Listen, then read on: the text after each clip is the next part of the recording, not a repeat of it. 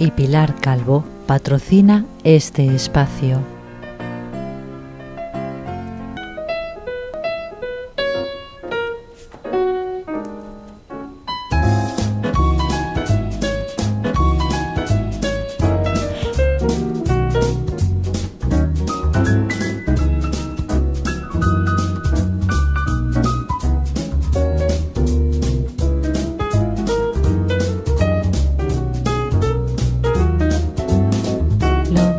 De cada casa.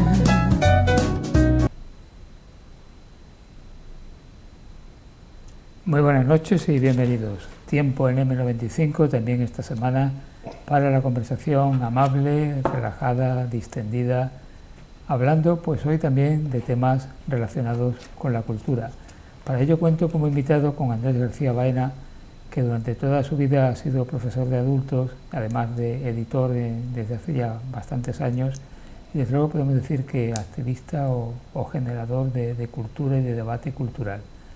Andrés, bienvenido. Hola Paco, buenas noches y gracias una vez más por invitarme a estar contigo un rato compartiendo palabras. Tuvimos aquí hace unas semanas a tu hijo y dijimos, bueno, vamos a traer al antecedente, al origen. Al padre, ¿no? Al Padre. Te falta solo el Espíritu Santo. Sí, para tener la Santísima Trinidad. Exactamente. Que además, bueno, estaría bien en esta época que estamos ya cercano a la Semana Santa. Tú llegaste desde Córdoba, sí, desde la provincia de Córdoba. ¿Por qué llegas tú a Marbella? A finales de los 70, yo aprobé las oposiciones. Trabajaba en Córdoba, en una academia laica de estos hombres ilustrados que había en el siglo XX, se llama la Academia Espinar, en la cual un grupo de intelectuales fundaron esta institución. Y allí entré yo a trabajar, siendo privada, una academia privada, con ellos, y estuve 2 años en esa academia. Después aprobé las oposiciones y el cupo de personas de Córdoba pues no daba suficiente para la provincia, y entonces nos tuvimos que desplazar hacia la provincia de Málaga bastantes. Y además yo acabo de separarme y en una lista, sabes cómo se produce estos fenómenos de la enseñanza, solicita los sitios que te interesan y me dieron Marbella.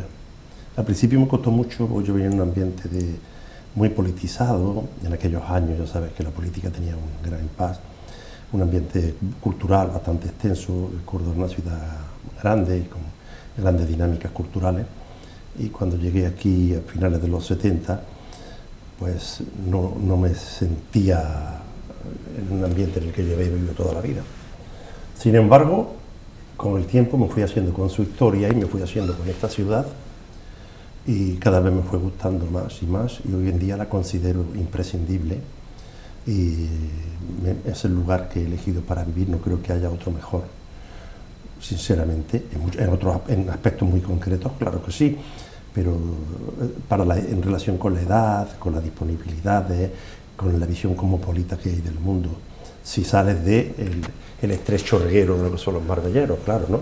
Ya sabes que aquí hay gente que vive gente de 150 nacionalidades, y si contactas al menos con el 10% de ellas, ya tiene un enriquecimiento personal grande, ¿no?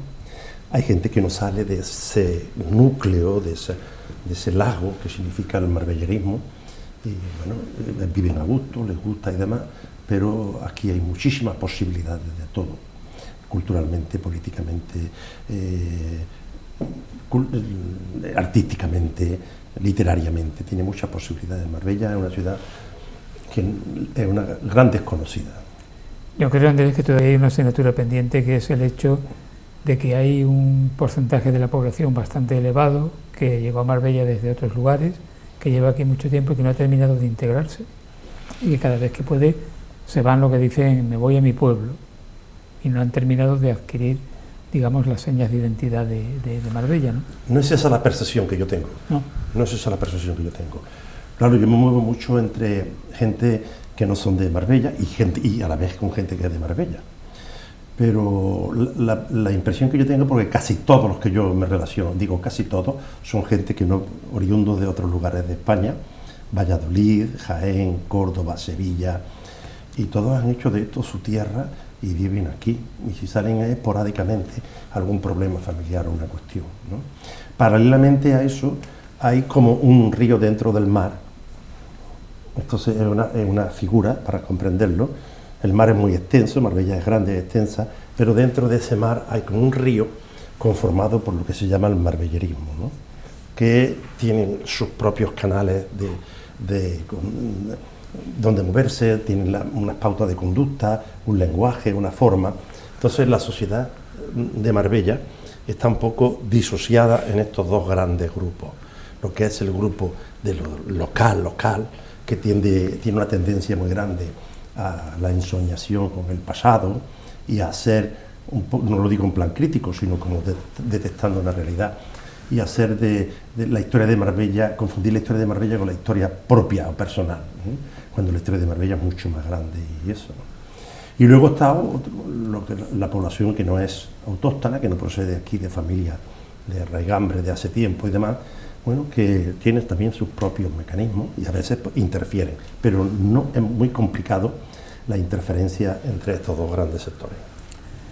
Bueno, tú fuiste, como ya he dicho antes, profesor de adultos, sí, durante mucho tiempo, y ese es un mundo aparte, un mundo en el que se descubren, digamos, ciertas formas de vivir, de pensar, de afrontar la vida, que a lo mejor un docente que se dedica a niños no capta jamás, ¿no?, en su profesión.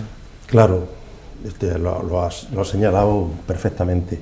Verá, yo probé en la enseñanza primaria y aquello no me gustó absolutamente nada, yo no estoy preparado para niños.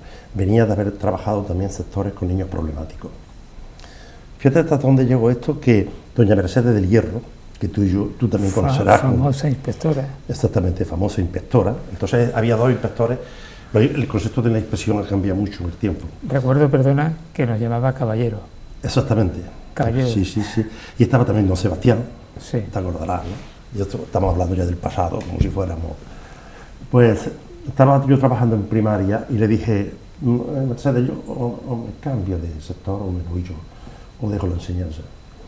Y entonces constituyó primero un grupo de gente problemática de todos los colegios de Marbella, en su mayoría gente relacionada con el mundo de la droga, chavales jóvenes, de 14 y 15 años, constituyó un grupo de unos 20 y me lo asignó a mí. Y ahí sí me movía yo en mi ambiente. Claro, algunas veces tenía que entrar en clase con una silla en la cabeza porque era muy problemático. Y después de ahí se me pasó a la escalerilla y en la escalerilla se fundaron 4 aulas con los niños más problemáticos de todo el municipio. ¿Dónde está la escalerilla? Miraflores. Y 4 grupos con los niños más problemáticos del municipio, los reunieron allí y allí nos debatíamos 4 sin porteros, sin infraestructura, aquello estaba en suelo terrizo y demás, y bueno, ahí recogimos. Y después de ahí ya pues comprendí que ni la secundaria, porque yo veía a mi compañera que en la secundaria, aunque ella es una mujer fuerte y no tuvo problemas, pero veía lo que me relataba allí, que aquello no me interesaba para ningún concepto, la primaria tampoco, y me refugié en lo de adultos. Entonces uno tenía la idea de que la enseñanza y la cultura podía ser el motor para liberar la sociedad, una falacia desde mi punto de vista actualmente, ¿no? El concepto, cuando yo entré allí había un concepto del analfabetismo que procedía del Congreso de Nairobi, en el cual un analfabeto era una persona que no sabía leer y escribir. Hice un estudio del censo de Marbella en los años 80 y algo, y detectamos que la gran bolsa del analfabetismo de Marbella estaba en el casco urbano, en el centro urbano. Eran personas en su mayoría de edad elevada, y ahí llegaba el analfabetismo hasta el 20%, mientras que en la zona circundante eso desaparecía. Y pensamos que ahí teníamos una labor interesante que hacer. Después el concepto de analfabeto pasó al concepto neolector un poco, en el sentido de personas que saben leer y escribir pero no saben aplicar lo que leen y lo que escriben. Y ya recientemente apareció otro concepto que era el analfabeto digital, personas que saben leer y escribir, pero que les cuesta trabajo desenvolverse en la actualidad porque no conocen el mundo digital, los bancos, los cajeros automáticos, el internet, los teléfonos móviles.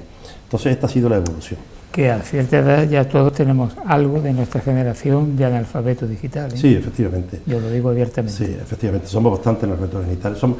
Pensábamos que nunca íbamos a llegar a esta situación, pero bueno, lo somos, ¿no? Lo que pasa es que aún cohabita una cierta cultura analógica con la cultura digital. Y en esa es en la que solemos movernos la gente. ¿Tú crees que está a extinguir esa cultura analógica?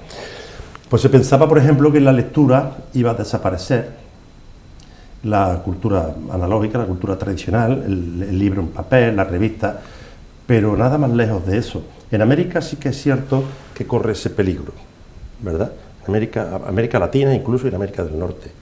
Pero aquí, por ejemplo, el porcentaje de lectura en papel y eso ha variado muy poco, y la cultura analógica todavía impregna mucho a grandes generaciones. Claro que si nosotros pensamos en los nietos y cosas así, pues estos están todo el día con el teléfono móvil, están todo el día. Eso sí, que cuando esta gente llegue a conformar la sociedad de su momento, sí que tendremos, pues tendremos percepciones muy diferentes de todo, y ellos especialmente. Bueno, al margen de esa función docente que tú desempeñabas, también te atrajo el mundo de la librería. Sí. Y tú montas una librería con un socio, famosa librería en Marbella, que bueno, mucha gente a ti te conoce como Andrés el del Zoco. Sí, efectivamente. Sí, la librería Zoco. ¿Por qué te atrae esa vertiente comercial, cultural y comercial al mismo tiempo, que es montar una librería?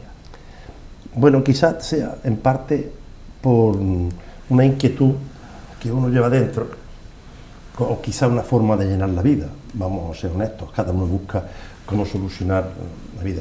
Y a mí el mundo del libro siempre me ha llamado la atención en todas las facetas, absolutamente en todas. Y menos en la impresión, porque no he tenido posibilidad, que también me gustaría.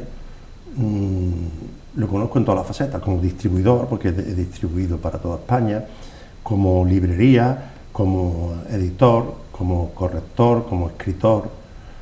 En todas las facetas, modestamente, los conozco. Y a mí eso me llamó mucho la atención. Y era una idea un poco romántica que uno tiene cuando es joven, de la librería como lugar de reunión y demás, ¿no? Nada más falso que eso. Aquello se convirtió en un negocio en el que las cifras te impedían todo lo demás, prácticamente. Marbella no es una ciudad propicia para este tipo de instituciones, porque al carecer de universidad, pues, y al ser un lugar donde la actividad económica fundamental es el turismo, pues el libro es un elemento que no se encuentra entre los primeros en cuanto a demanda, ¿no?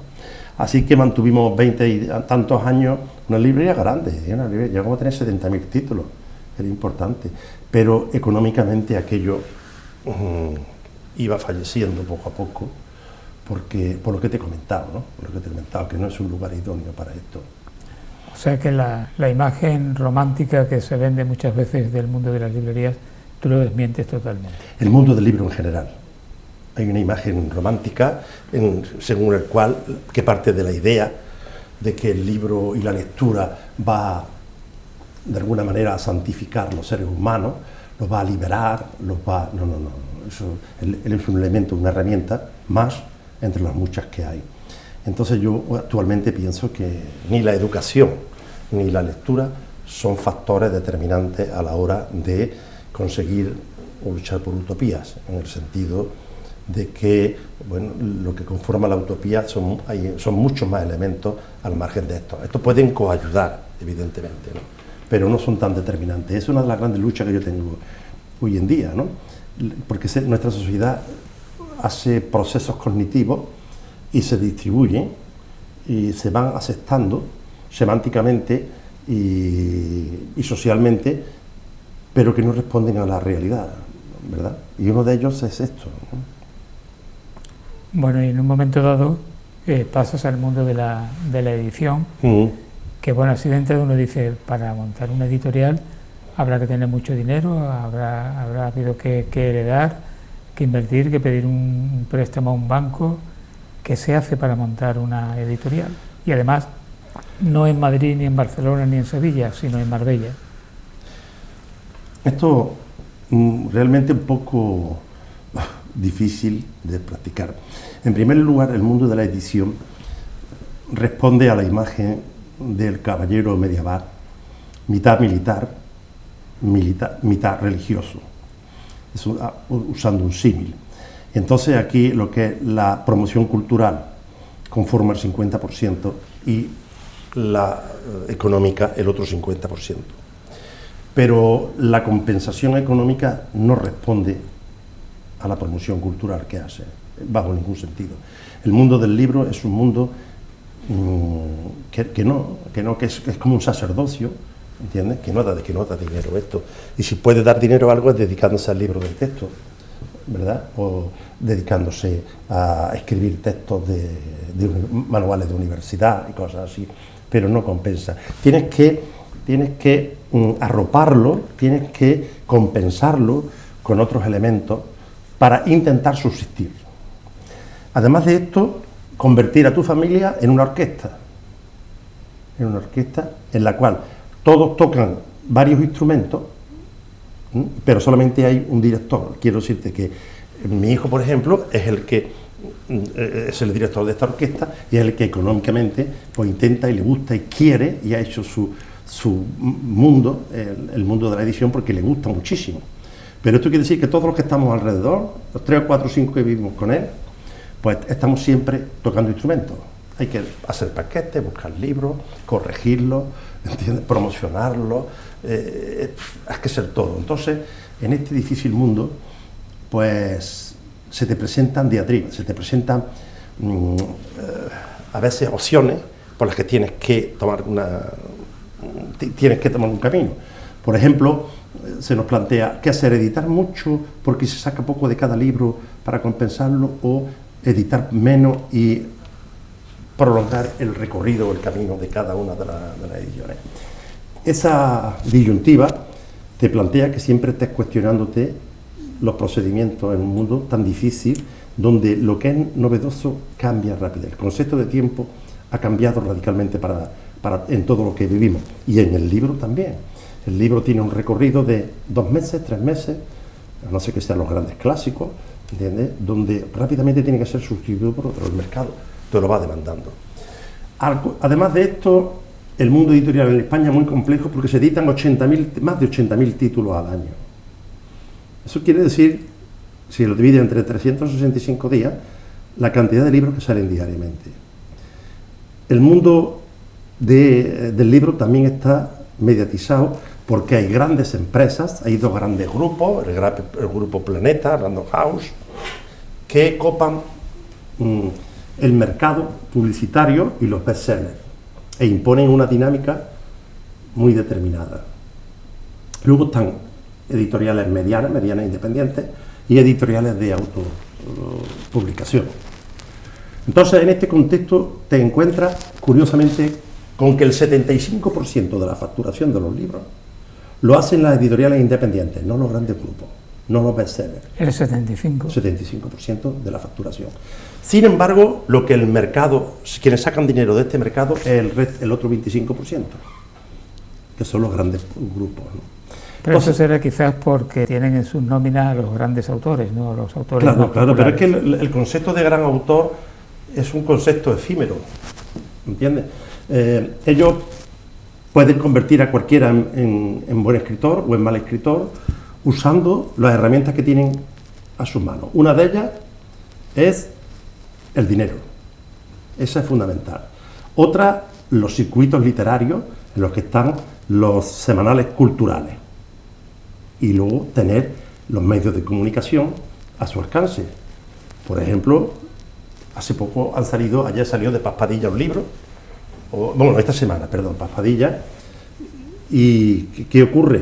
Bueno, que el fenómeno de las televisiones es increíble. En todas las televisiones aparece, ¿no?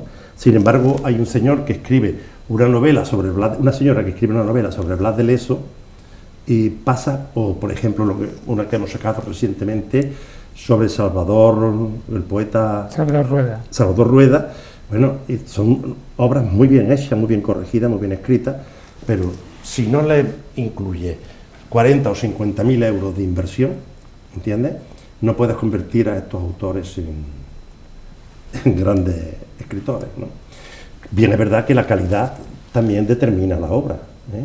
Pero las grandes editoriales se puso de moda un concepto del libro por encargo, ¿no? Llegan los grandes autores ya consagrados y se les dice: oye, venga, te traigo aquí un manuscrito, y dice, no, perdona, yo quiero que me escriba una novela con estas características, ¿no? A esto también le mete por medio el tema de los premios, ¿no? Quien quiera realmente sobrevivir en este mundo no tiene nada más que generar premios. Premios Villa de Montes de Abajo, ¿entiendes? Y entonces, y además muchos de ellos están comprados de antemano. Claro, es que me da la sensación de que los grandes premios literarios son libros de encargo exclusivamente. Pues posiblemente. En líneas generales, pienso. Los premios Planeta más recientes son realmente muy malos. Bueno, pues sin embargo van a vender varios decenas de miles.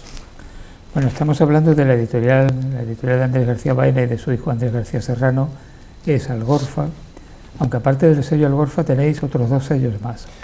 Bueno, hay uno que se llama Zofaifa, cuyo nombre no ha sido muy afortunado desde mi punto de vista, pero siempre está relacionado con Regambre Andalucía, que es un sello de autoedición. Hay gente que no da la calidad para que nosotros le podamos editar, y entonces le ofrecemos esa opción, ¿no?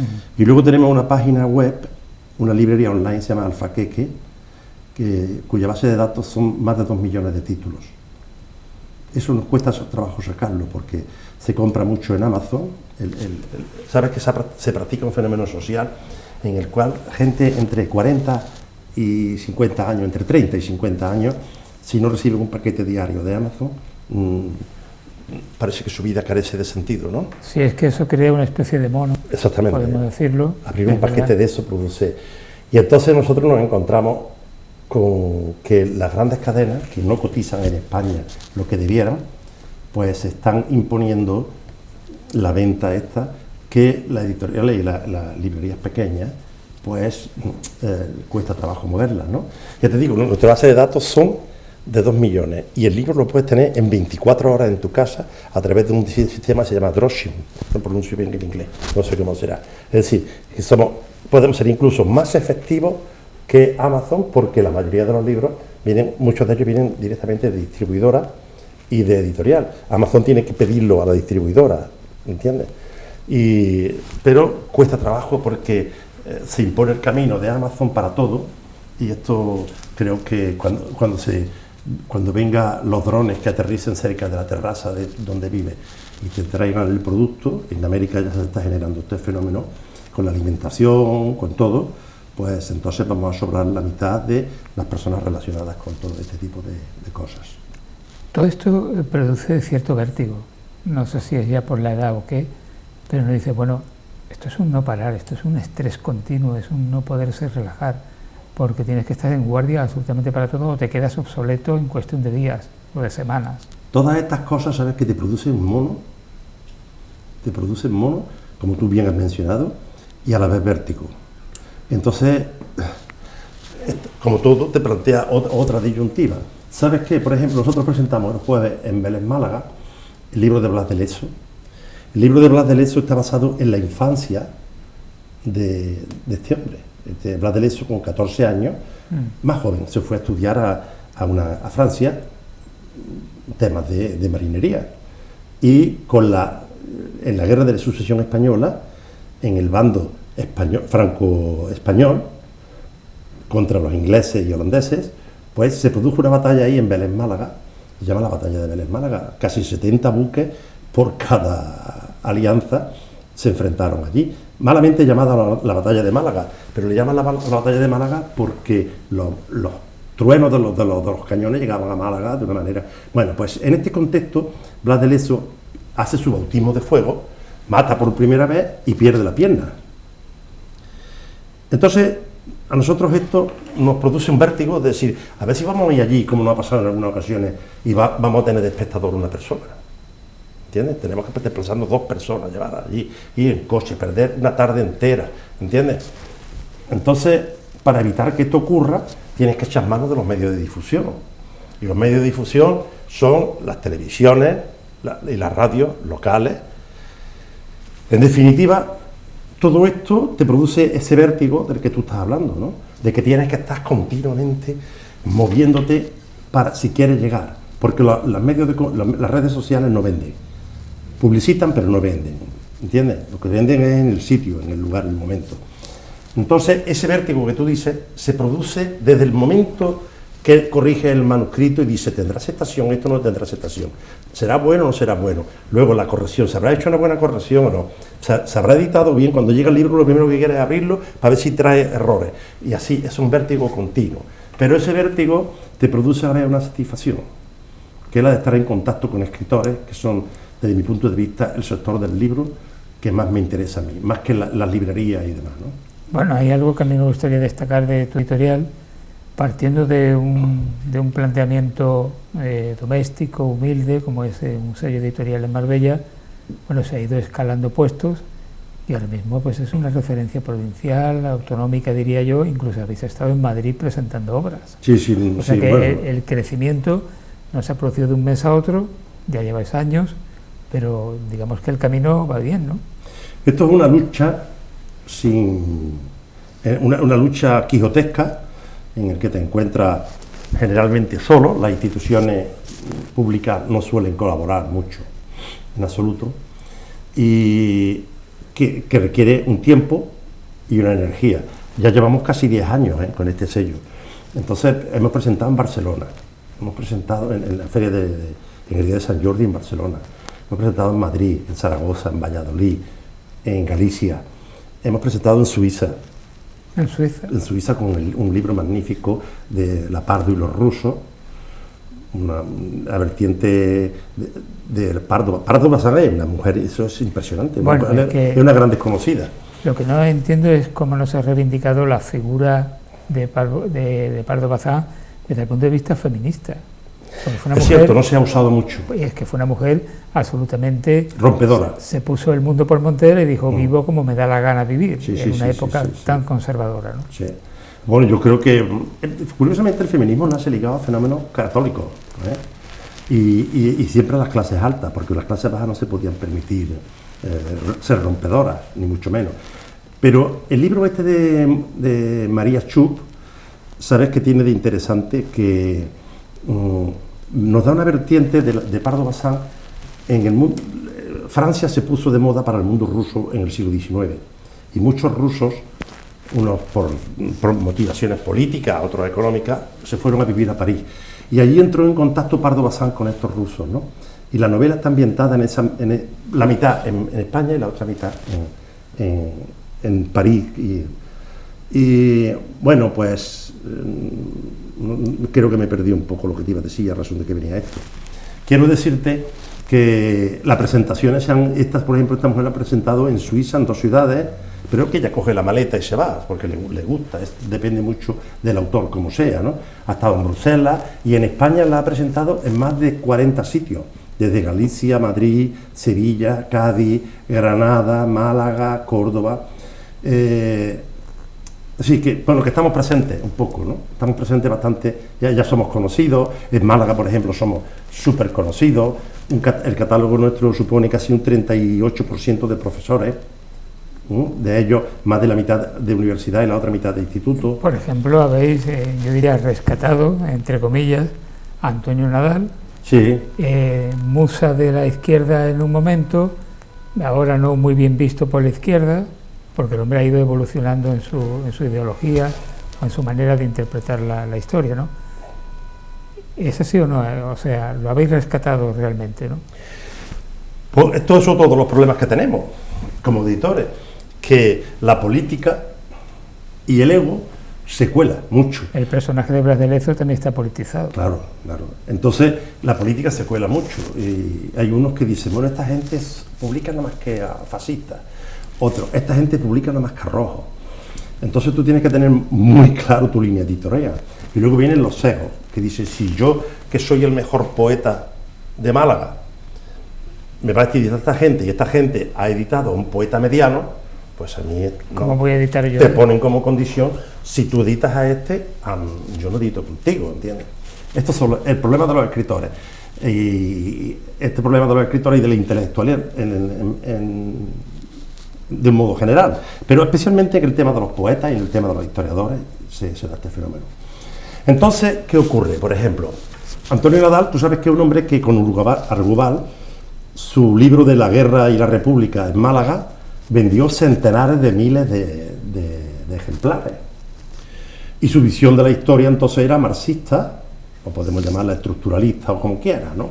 Y este hombre creó una camada de alumnos que seguían y reproducían sus esquemas históricos o su corriente historiográfica. Era un profesor de culto, vamos. Exactamente, profesor de culto.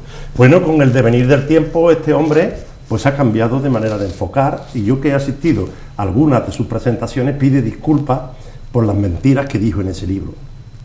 Esto es fehaciente, ¿no? Esto lo puedo afirmar ante cualquiera. Y entonces, bueno, pues ahora tiene o está en otra corriente historiográfica y ya está sacando obras. Nosotros hemos estado con él, ¿entiendes? Pero ¿qué ocurre? Como paralelamente también hemos sacado a diputados del PSOE libros, pues entran por medio toda esta problemática política, esta polarización que tanto daño está haciendo a los españoles y que no hay manera de quitarla de en medio. Este atrincheramiento al que te quieren conducir continuamente, que tomes posición y tienes que estar con uno o con otro. Mire usted, en Arabi decía, mi caravana es la caravana del amor, hacia donde ella se dirija, hacia ella voy yo. Es decir, la caravana de compaginar, de unirse, de tener elementos comunes, pero esta polarización es terrible y se vive desde las altas esferas. Pero todo esto viene muy condicionado en el editorial de la revista, ¿entiendes? Es que a eso es lo que vamos a pasar ahora. Sí, en el editorial de la revista se dice, batallones de tertulianos, en su mayoría periodistas, contaminan el lenguaje periodístico con el político, repiten como mantra el lenguaje políticamente correcto de los políticos, ejecutan un periodismo de declaraciones con el que impone un léxico estructurado que acaba siendo adoptado por el lenguaje común. Recuerdo el estudio de Víctor Kemple sobre la lengua del tercer rey, de cómo apropiándose de los significados, se acabaron apropiando del lenguaje, ¿no? Este es uno de los grandes problemas que tenemos hoy en día. Sí, además, como muchas veces hemos dicho, el lenguaje nunca es inocente. Claro. El lenguaje siempre toma partido. No es neutral, no es neutral. No es neutral. Bueno, tú has mencionado la revista, es esta revista que tengo aquí, La Garbía, que contra todo pronóstico, diría yo, ha alcanzado el número 13.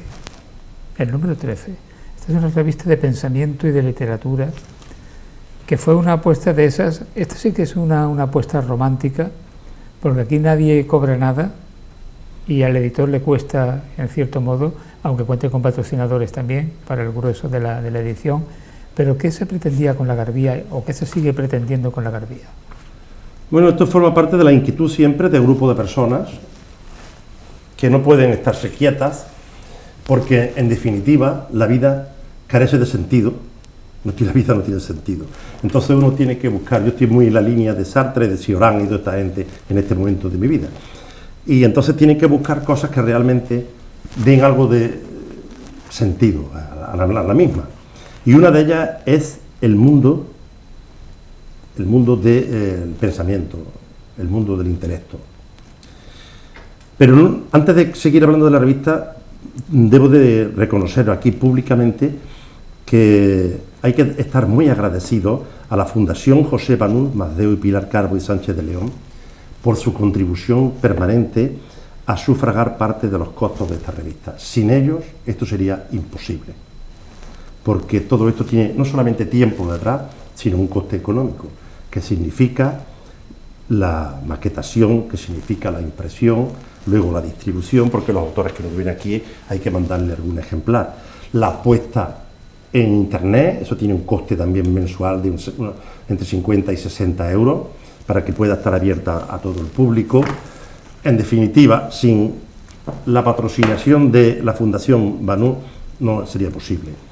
Con respecto al tema de las revistas de pensamiento, es que el pensamiento es global, y más que ser una revista que podría ser de poesía o de historia, ¿entiendes? Creo que hay que hacer apuestas por estas de carácter global. Tú, si te das cuenta, en el sumario, en este número, hay artículos sobre arte y publicidad, sobre literatura, hay artículos sobre ecología y urbanismo, sobre historia y biografía, sobre pensamiento, sobre antropología y 2 o 3 creaciones literarias. Es decir, que abarca en este número un conjunto de elementos, todos relacionados, de disciplinas, todos relacionados con el pensamiento. Y esto es lo que hace que tenga un carácter ameno. Aparte de ello está la profundidad de los artículos. Bueno, como en todo, siempre hay más y menos, pero por ejemplo, José Manuel San Juan, eso lo conocemos, de aquí, de un crítico de arte, que este hombre tiene una calidad, Agustín Herbat, Sebastián Gámez Millán es profesor de filosofía, José Miguel García de Formica Corsi es también profesor de filosofía, Antonio Núñez Azuaga escribe muy bien, ha hecho un trabajo aquí sobre los anarquistas, en las novelas de Pío Baroja, espectacular. Antonio Porros Cabrera es también profesor de universidad. Montserrat Claret Fernández es catedrática de filosofía. Félix Martín Vilchez tiene un componente como escritor siempre relacionado con temas de la ecología y eso, muy bueno. Olivero Palomeque es el secretario del Ateneo de Málaga. Mariló Posat Jiménez es la hija de Carlos Posat, el famoso arqueólogo, también historiadora. De la villa de Río Verde junto con Fernando Alcalá. Efectivamente. Paco Sanguino, pintor. Silvia Oliveiro es directora de orquesta y música y escritora. Vicente Almenara es profesor de publicidad. La tesis doctoral de este hombre es sobre el espionaje español y del Magreb durante 200 años. Irene Abecia es escritora.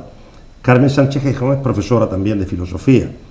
José Luis Casado Moreno también. Antonio Sánchez Millán, profesor de filosofía. José Manuel Ballesteros Pastor es escritor y profesor también, desde Córdoba. Ana Eugenia Venegas, ya es conocida. José Miguel Barberá Soler, desde Granada. Y Francisco García Castro, desde Málaga.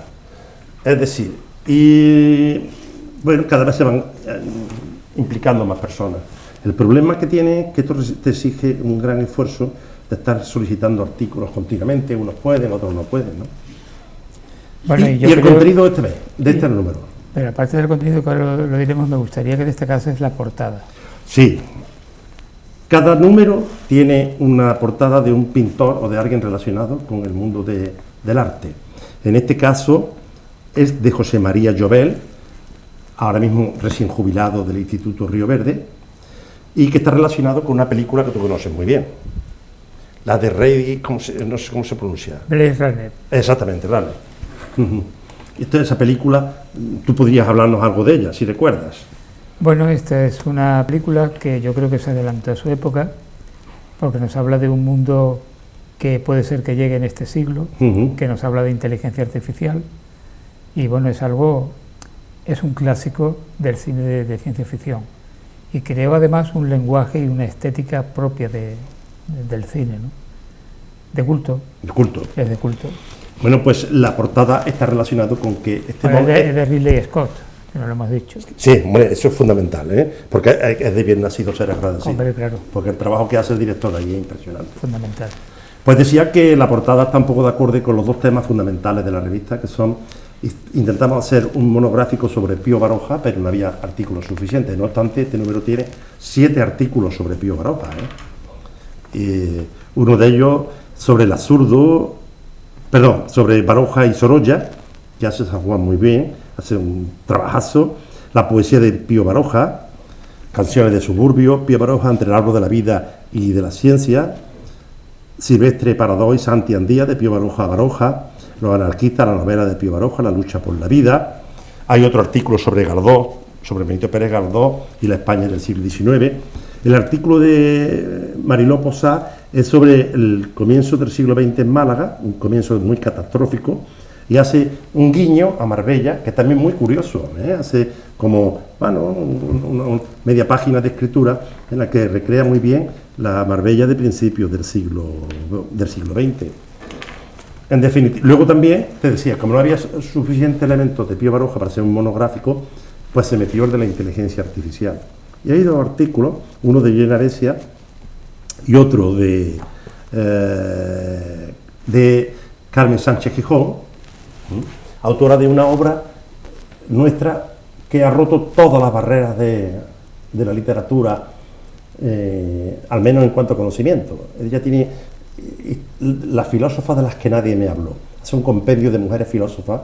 Bueno, pues este libro en España ha tenido éxito, en las ferias del libro ha tenido éxito, pero en Hispanoamérica no te pueden imaginar.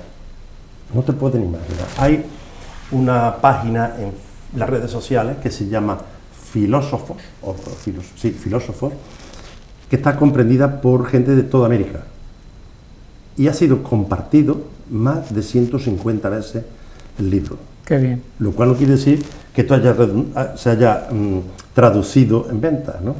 Pero al menos la reflexión y demás, en América es difícil, el mercado de América es muy difícil. La reflexión y el conocimiento del libro y de la obra pues ha quedado más que evidente.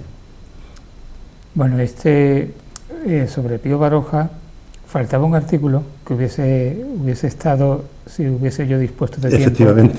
Que era Pío Baroja y el cine. Claro, sí, y que contamos con él para la próxima número. Porque ahí hay algo interesante también que se puede comentar. Bueno, lo que quería decir, lo bueno de algo como esta revista es que se tratan, como no hay, digamos, una dependencia de ningún organismo oficial, que nadie te impone qué puedes publicar o qué no puedes publicar, esto es de pensamiento libre absolutamente. Efectivamente. Y aquí se publica y cada uno es responsable de lo que dice y de la opinión que expone. Eso yo creo que es como una especie de isla de libertad en estos tiempos actuales en que todo está medido políticamente, en que cada vez hay más prohibiciones, que caminamos hacia no sé dónde, pero una especie de dictadura intelectual en la cual, como te salgas del redil, te catalogan de todo. Creo yo que no voy muy desacertado, ¿no? De ninguna manera. De ninguna de las maneras. ¿Sabes qué?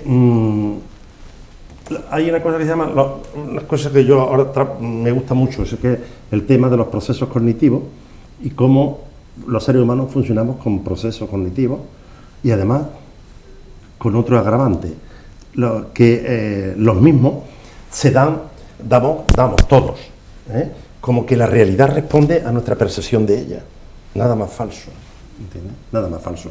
Entonces, la única manera de salir de esos procesos es a través del pensamiento y de obras como este tipo, porque te hacen enfrentarte a tus propios fantasmas y a tus propios conceptos, que la mitad de ellos, vamos a decir la mitad, son falsos y no responden a la realidad. Y esto ayuda mucho, pero además hay otro factor muy importante, Paco. A mí me duele mucho porque como conozco la historia de Marbella desde la antigüedad, porque me interesa y la leo y la estudio desde la antigüedad hasta actualmente, no solamente la historia del siglo XX, sino de siempre, hay una imagen de Marbella nacional e internacionalmente falsa totalmente. Falsa totalmente. Y esa imagen no se puede luchar contra ella con las palabras. Las palabras a veces no responden a nada, es aire. Y tú, aunque digas 1000 veces que en Marbella hay un mundo diferentes que paralelamente coexisten, nadie lo acaba por aceptar. Solamente con las obras. Cuando esta revista, por ejemplo, se presentó en Málaga en el Ateneo, o se lee en San Petersburgo, en la Universidad de San Petersburgo hay una cátedra de hispanismo en la que 2 profesores de allí han participado. Y la revista ha llegado hasta allí. Cuando se lee y va unido al nombre de Marbella, ¿entiendes? De alguna manera estás combatiendo esa imagen frívola, falsa, de lo que es Marbella. Y ese es un empeño personal mío. Cuando pregunta que la editorial tiene se traduce o se conoce fuera de aquí. O es que cuando en la Feria del Libro de Granada, de Córdoba, de Sevilla, de Almería, de Cádiz, de Málaga, hay un libro expuesto allí en un cerro con historias de las mujeres, las filósofas de las que nadie me habló, y se une eso a Marbella, porque en el stand aparece, o en la asociación de editores, que es con la que nosotros participamos, andaluces, estás combatiendo y ayudando a combatir esa imagen de Marbella. Joder, es que es poco cansino la idea que se nos intenta dar de nosotros. Aquí no hay nada más que muerte, pero mucha gente de Marbella la comparte, ¿eh? Mucha gente, no voy a decir a qué procesos cognitivos, pero la comparte y la desprecian y intentan destrozarla, incluso porque con cada acto suyo va encaminado a romper la imagen de una ciudad que tiene un contexto socioeconómico muy concreto y que tiene una historia y una trayectoria y que está llena de mundos y submundos. No es como en mi pueblo donde nací, donde prácticamente hay uno o dos mundos, ¿no? ¿Entiendes? Porque las ciudades del interior también comparten esto. Es que Marbella es muy heterogénea, pero en esa heterogeneidad hay grupos de gente que comparten mucho del mundo del intelecto, de la historia y de la ciencia y del pensamiento. Y esa gente hay que promocionarla, a la vez que damos una imagen de verdad de que Marbella no es la idea, lo que muchos se creen, un lugar de cantar y bailar y de fiesta nocturna.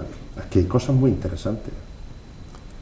Pues sí, además tenemos un patrimonio histórico importante también, que quizás habría que promocionarlo mucho más y tomarlo mucho más en serio, ¿no? ¿Sabes que creo que al margen de lo que la gente pueda pensar, a veces es que fallamos en la promoción, ¿no?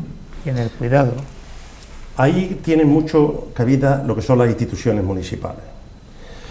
Y yo que recorro ahora toda Andalucía en las presentaciones, por ejemplo, Vélez Málaga, Lucena, Écija, Osuna, Palma del Río, casi todas las ciudades medias y pequeñas de Andalucía tienen un museo arqueológico y muchos de ellos un museo antropológico. Yo desde que no hace mucho, que yo no conocía el Museo Arqueológico de Cabra, que es una ciudad que tiene 20 y tantos mil habitantes, y es magnífico.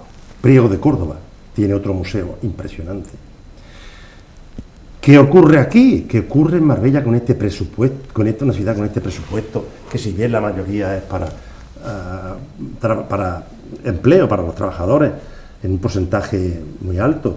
¿Qué ocurre aquí? Tanto trabajo cuesta sacar algún millón pagado en varios años para tener realmente un museo arqueológico y antropológico. ¿Por qué no se invierte en infraestructura para esto? ¿Por qué no se invierte? Hay lugares, la casa de Fernando Alcalá está en venta. Esto para el ayuntamiento no sería excesivamente costoso si lo paga. Ahí se podría montar un museo antropológico en el mismo centro. Bueno, ahí se podría montar un centro cultural de primer orden. Efectivamente.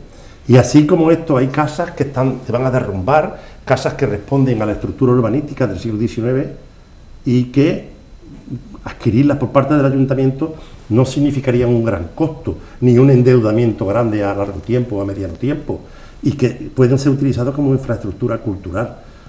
Y todo esto son las instituciones las que tienen que hacerlo. Pero hay bastante dejación en este tema. Ya te digo, todas las ciudades de 15, 10... Bueno, hay Sueros en Córdoba que tiene 3 museos y tiene 500 habitantes. Sueros, ¿entiendes? Sí. Y tiene 3 museos arqueológicos con 500 habitantes. Bien, es verdad que uno de ellos son 2 salitas, otro es una sala y media, bueno, pero hay uno arqueológico, otro antropológico. ¿Pero qué pasa aquí? Una ciudad con una historia tan rica como esta. Es como decía, no sé quién lo comentaba una vez en este programa, cualquier pueblo tiene una piedra y hace un centro de interpretación en torno a la piedra. Efectivamente. En Marbella tenemos, pues, porque vamos a repetir todo lo que tenemos de patrimonio impresionante, y ahí está. Nada, no sé si absolutamente nada. Pero hay una dejación muy grande con ese tema. Yo creo que todas las instituciones son necesarias en cuanto a patrimonio. Pero fíjate, Paco, el Atlas de Patrimonio Inmaterial de Andalucía tiene 20 y tantos apartados. Ninguno de ellos, hablo de patrimonio inmaterial, se corresponde con la Costa del Sol. Todos son las acciones culturales, de patrimonio no material, de patrimonio inmaterial, es decir, de gastronomía, de baile, de artesanía, etcétera, forman parte de lo que es la zona de Guadalhorce, Ronda, la Sarquía, pero ninguno de ellos corresponde con la Costa del Sol. Esto es impresionante, que esto pase por un lugar donde los fenicios fueron de los pocos, de los lugares primeros que llegaron. Bueno, pues no, parece que no hay mucho interés en esto. Entonces, esto me duele personalmente mucho. Estepona, fíjate qué ciudad, qué museo arqueológico ha creado de Alfonso Navarro, es impresionante. El patrimonio que se ha sacado en Estepona, eso tardará años en interpretarse. Es impresionante. Fuengirola, Ronda, todo tiene su... Y aquí el patrimonio, el material y el inmaterial está dejado de la mano de Dios. Bueno, hay una obra de referencia de tu editorial, que es la que hiciste con Pepe Moyano, sí, de la historia de la historia de Marbella en cómic, con un guión riguroso, pero quiero decir con un texto riguroso, pero también con esos dibujos que hizo Pepe. Y últimamente con Pedro Molina has editado una guía de la Alcazaba de Málaga. Sí. O sea que hay una voluntad didáctica clara, ¿no? Bueno, claro, es que no hay más remedio. Este gusanillo que lleva uno dentro de estas cosas, la inquietud, la gana de hacer cosas, modestamente, y para lo que uno sabe y puede, son obras de divulgación más que de investigación. Pero mira, Pepe, primero el cómic. Tú no te puedes imaginar la aceptación que ha tenido la historia de Marbella en cómic desde que se hizo hasta ahora. Es impresionante. Pero es que más, la traducimos al ruso. ¿Al ruso? La traducimos al ruso. Y al inglés. Y la aceptación que tiene en algunas, por ejemplo, inmobiliarias de Puerto Banú y demás, que están haciendo promoción de la historia nuestra. En algún hotel también. Que cuando llegan los clientes y, bueno, pues le dan un cómic, si es un ruso, imagínate tú el significado que para ese ruso, y digo porque conozco personas rusas con las que interactúo, empieza a tomar significado para ellos cada cosa que ven por el centro de Marbella. Y las torres almenaras, por ejemplo, que no tienen especial significado para un ruso del siglo XXI, a través de este cómic empiezan a tener sentido.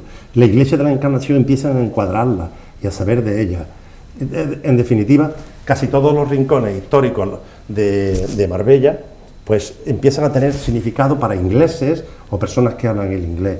Esto es una labor de divulgación que es interesante.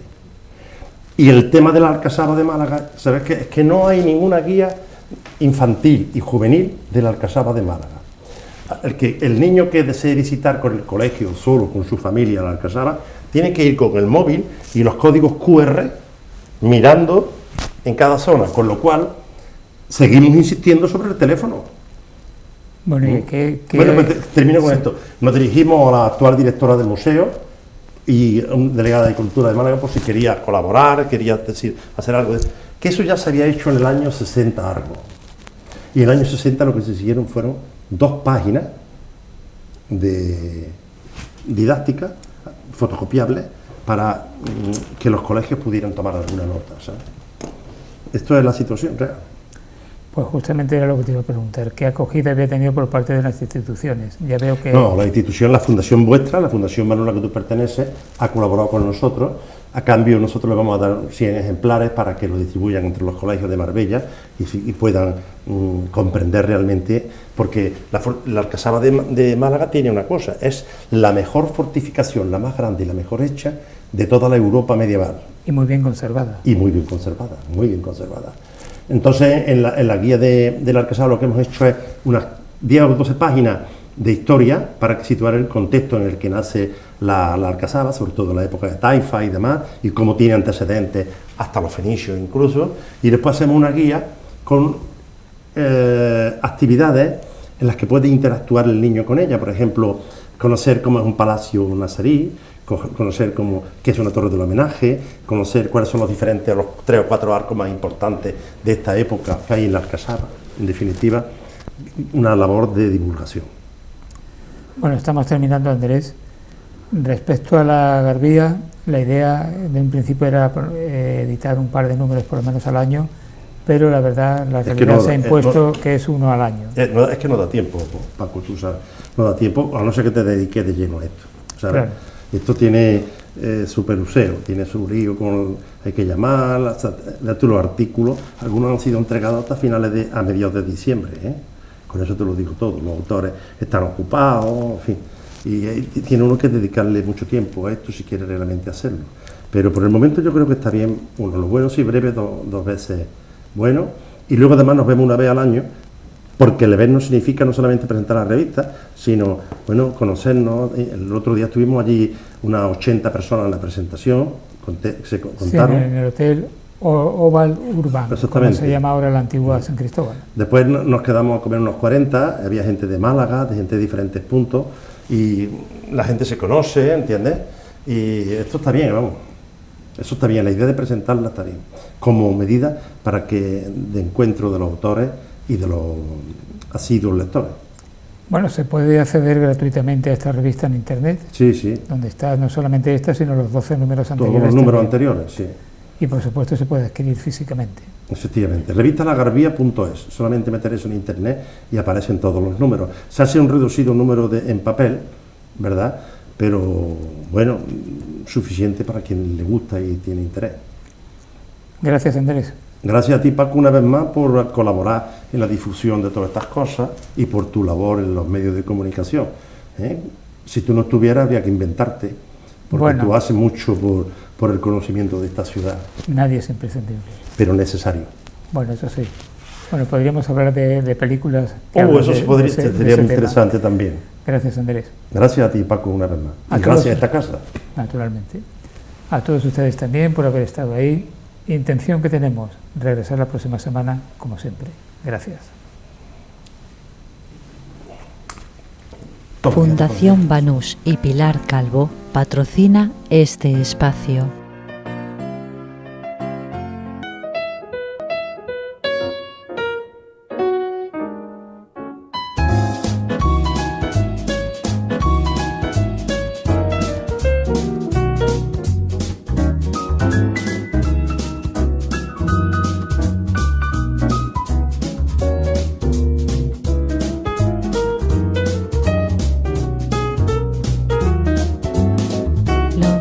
De cada casa